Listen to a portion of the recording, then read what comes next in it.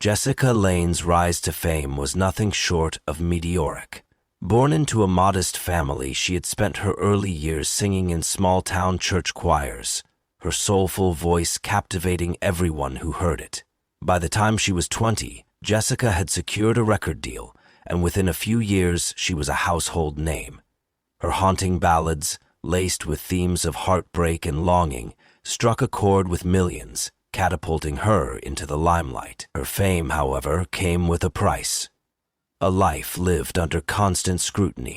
Among those swept up in Jessica's orbit was Alex Harper. With his rugged good looks and electrifying stage presence, Alex had already made a name for himself as a guitarist in a rock band that dominated the charts. When he met Jessica at an awards show, their chemistry was undeniable. They quickly became the golden couple of the music world. Their relationship splashed across tabloids and social media. Fans adored them, dubbing them soulmates, but few knew of the cracks that were beginning to form beneath the surface.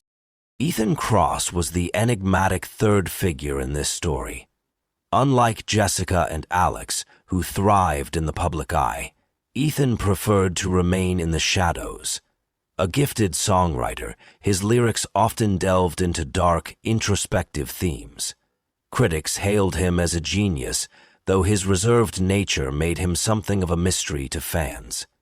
Ethan had long admired Jessica's talent from afar, but as their paths began to cross more frequently at industry events, admiration turned into something deeper. The trio became intertwined in the tightly knit world of the music industry. Joint performances and collaborations brought them closer together, but tension simmered beneath their public camaraderie. Alex, already battling insecurities about his career, began to feel overshadowed by Jessica's success. Her solo projects garnered more acclaim than their joint work, and whispers of her outgrowing their partnership stung his pride. Ethan, meanwhile, harbored feelings for Jessica that went beyond professional respect. Though he never openly expressed them, his subtle gestures, an encouraging word here, a lingering glance there, spoke volumes. Jessica, caught between two men, seemed oblivious to the storm brewing around her. Her focus remained on her music, but her personal life became increasingly complicated. She had always been fiercely independent, refusing to let anyone dictate her career or her choices. Yet, the weight of Alex's expectations and Ethan's quiet devotion began to wear on her. Friends noticed a change in her demeanor, a restlessness, as if she were searching for something she couldn't quite define. While the world celebrated their music, the dynamics between Jessica, Alex, and Ethan grew increasingly strained. Jealousy, ambition, and unspoken desires created an undercurrent of tension that no one could ignore. Behind the scenes, their lives were anything but harmonious. What appeared to be a shining example of artistic collaboration and mutual admiration was, in reality, a fragile web of emotions waiting to unravel. And so in the spring of 2004, it was a dynamic destined for disaster, and fate would ensure that none of them emerged unscathed. Jessica Lange's star continued to rise, casting a long shadow over those around her. Alex Harper, once celebrated as an extraordinary guitarist, now found himself relegated to the role of Jessica's boyfriend in the public eye. Fans clamored for her solo performances, critics heaped praise on her voice, and record labels began pushing for more projects centered around her rather than their joint work. The shift in focus left Alex feeling increasingly alienated. He began to question his place in both their professional partnership and their relationship. His frustration, initially expressed in private, soon spilled into his behavior on tour. Late-night arguments and erratic outbursts became a pattern that others on their team struggled to ignore. Ethan Cross watched it all unfold from the sidelines. His admiration for Jessica had grown into an intense fixation, one he carefully concealed behind a veneer of professionalism. Unlike Alex, Ethan didn't share the stage with her. but his words often found their way into her songs. Jessica frequently sought Ethan's input on her lyrics, trusting his ability to translate raw emotion into haunting melodies. Their creative bond deepened, and while Jessica saw Ethan as a friend and collaborator, Ethan saw something much more. He believed he understood her in ways Alex never could. Quietly, he resented Alex's presence in her life, seeing him as undeserving of her affection. As Jessica navigated the complexities of her career and relationships, she began receiving unsettling messages. Handwritten letters arrived at her dressing rooms, hotel suites, and even her home. They contained cryptic poetry laced with dark undertones, referencing betrayal, obsession, and inevitable loss. At first, Jessica dismissed them as the work of an overzealous fan, but as the letters grew more personal, they started to unnerve her. The handwriting was unrecognizable, and the lack of a sender's name only deepened the mystery. She confided in Alex, hoping for reassurance, but his response was dismissive. He waved off her concerns, accusing her of overreacting, which only added to the strain between them. Ethan, on the other hand, seemed genuinely concerned when Jessica mentioned the letters during a quiet moment in the studio. He urged her to take them seriously, even suggesting that they contact the authorities. Jessica, torn between her rising unease and her reluctance to draw public attention to the situation, decided to keep the matter private. She appreciated Ethan's support, but she couldn't help but notice his growing presence in her life. Whenever Alex faltered, whether through his temper or his increasing reliance on alcohol, Ethan was there, offering solace. Meanwhile, Alex's paranoia intensified. He became convinced that someone was working against him, sabotaging his career and his relationship. He accused Jessica of siding with Ethan, fueling his insecurity. Tensions within their once glamorous world escalated as the trio's interactions became fraught with unspoken resentment. Jessica, who had always been the glue holding them together, felt herself breaking under the pressure.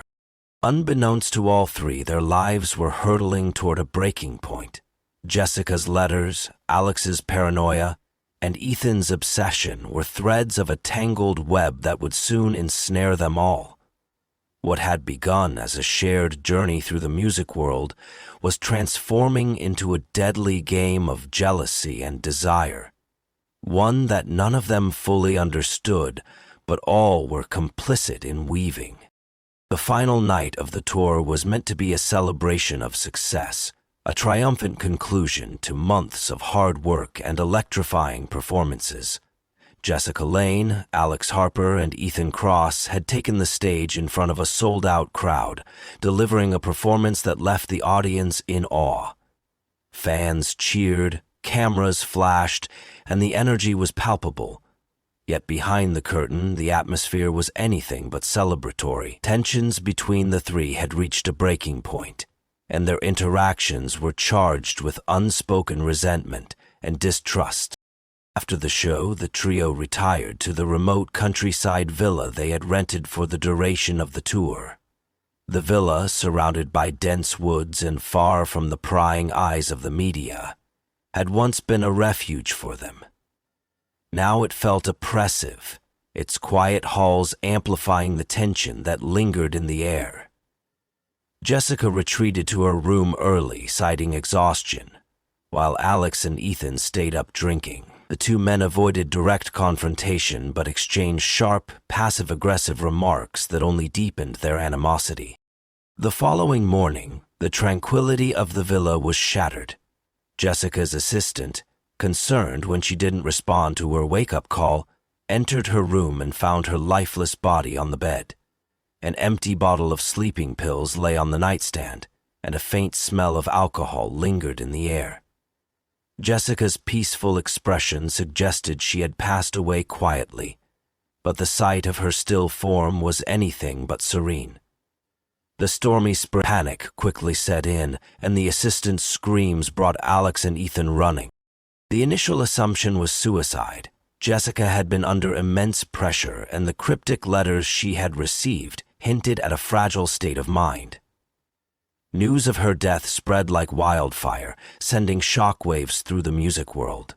Fans mourned the loss of a brilliant talent, and tributes poured in from around the globe. The media framed her death as another tragic addition to the infamous 27 Club, a chilling pattern of young artists lost at the peak of their careers.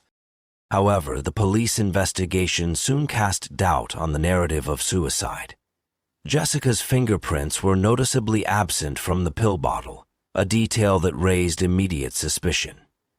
Forensic analysis revealed traces of a fast-acting sedative in her system, one not found in the pills.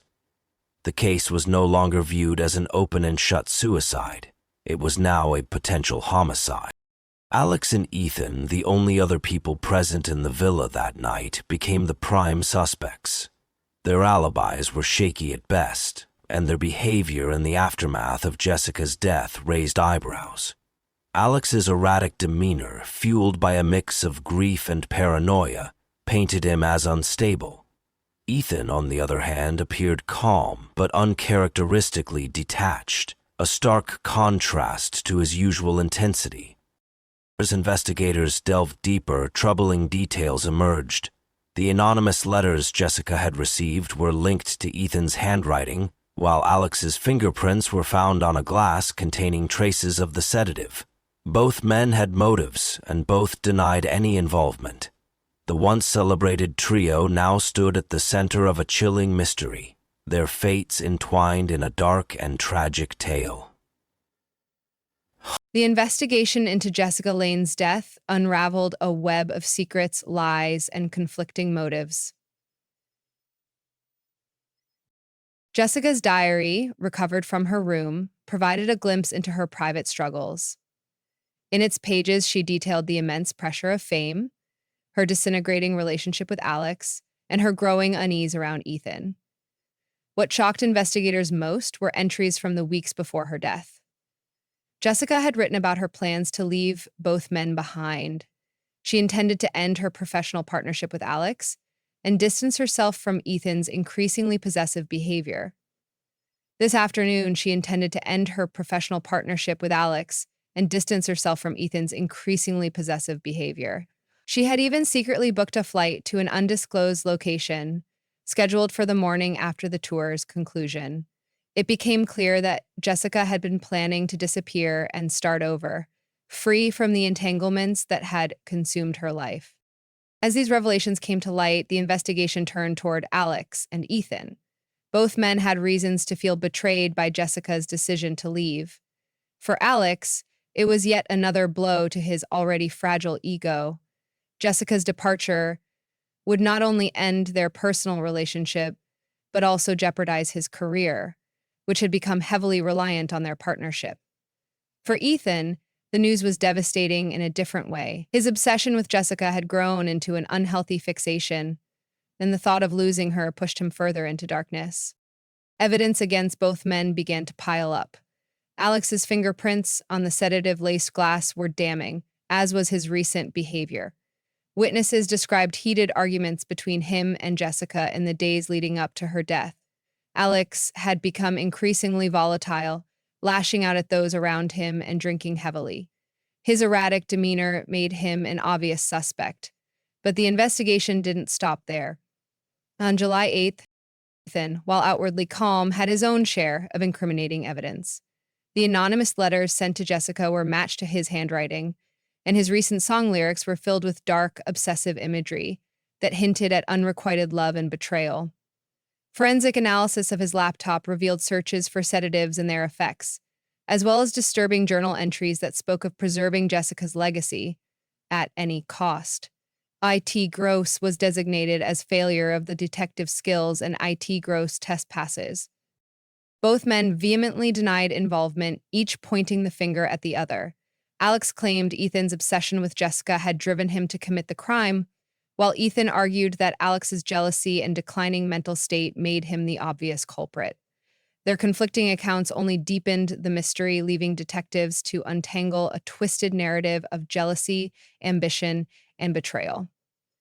And as the case progressed, the public's fascination with the story grew. Fans of Jessica, Alex, and Ethan formed factions, each defending their chosen idol while vilifying the others. Social media buzzed with theories and debates, turning the investigation into a media spectacle. Meanwhile, detectives worked tirelessly to uncover the truth, knowing that the answer lay buried in the tangled web of lies the trio had spun. Several of the investigators had found a trio of corruption and retribution. The trial of Alex Harper and Ethan Cross captivated the world. With both men standing accused of Jessica Lane's murder, the courtroom became a battleground of accusations, evidence, and shattered reputations. The prosecution laid out a chilling case, piecing together the events of that fateful night with forensic evidence, psychological profiles, and testimonies from those closest to the trio. Each revelation painted a picture of a toxic, volatile relationship spiraling toward inevitable tragedy. In addition to being frustrating and gratuitously difficult for me, for Alex, the motive seemed clear. His jealousy over Jessica's success, coupled with his fear of losing her personally and professionally, created a dangerous cocktail of resentment. Witnesses testified about his erratic behavior, his growing dependence on alcohol, and his explosive temper. The prosecution argued that Alex couldn't bear the thought of Jessica leaving him, so he chose to ensure that if he couldn't have her, no one else would. The sedative-laced glass with his fingerprints and his purchase of the poison were damning pieces of evidence. Ethan, on the other hand, presented a quieter but equally disturbing figure. The anonymous letter sent to Jessica, his obsessive writings, and his internet searches all pointed to a man consumed by unrequited love. The prosecution described Ethan as a manipulative individual who viewed Jessica not as a person, but as an idealized muse. When he learned of her plans to leave, he saw it as the ultimate betrayal. His calm demeanor during the investigation was reinterpreted as cold calculation, a chilling contrast to Alex's outward volatility. Throughout the trial, both men maintained their innocence, each accusing the other of orchestrating Jessica's death. Alex claimed Ethan's obsession had reached a breaking point, driving him to kill the woman he claimed to love. Ethan countered by arguing that Alex's possessive rage had led to her murder. Their conflicting narratives only deepened the mystery, and the jury was left to grapple with two equally plausible versions of events. The jury was left to grapple with two equally plausible versions of events. The defense teams for both men worked tirelessly to sow doubt. They highlighted inconsistencies in the evidence, pointing out the lack of definitive proof tying either man directly to the act of administering the poison. They argued that Jessica's fame and the pressures of her life made suicide a plausible explanation, despite the evidence suggesting otherwise. Still, the diary entries about her plans to leave and the absence of her fingerprints on the pill bottle left the defense's arguments fragile at best. Before the evidence was even cast, still, the defense was already pre-pleading. As the trial reached its climax, a startling twist emerged. A previously overlooked piece of evidence, a time-stamped message on Jessica's phone, revealed that she had sent a final text to a close friend just hours before her death. The message, filled with cryptic phrases about choosing freedom and ending the cycle, became a focal point of intense debate. Was it a goodbye from someone planning to escape, or a plea for help from someone in danger? In the end, the jury delivered its verdict. Both Alex Harper and Ethan Cross were found guilty of conspiracy to commit murder. The court concluded that while their motives differed, their actions combined to create the circumstances that led to Jessica's death. Alex's provision of the poison and Ethan's obsessive actions formed a tragic, intertwined plot, one that neither could escape. As the sentence of life imprisonment was read aloud, the courtroom fell into a heavy silence. The tragic tale of Jessica Lane, Alex Harper, and Ethan Cross had reached its conclusion, leaving behind a legacy of heartbreak, betrayal, and loss. Fans mourned the loss of a talented artist, while others debated the roles fame, ambition, and obsession played in her demise. The world moved on, but the haunting story of the deadly love triangle ensured that none of their names would ever be forgotten.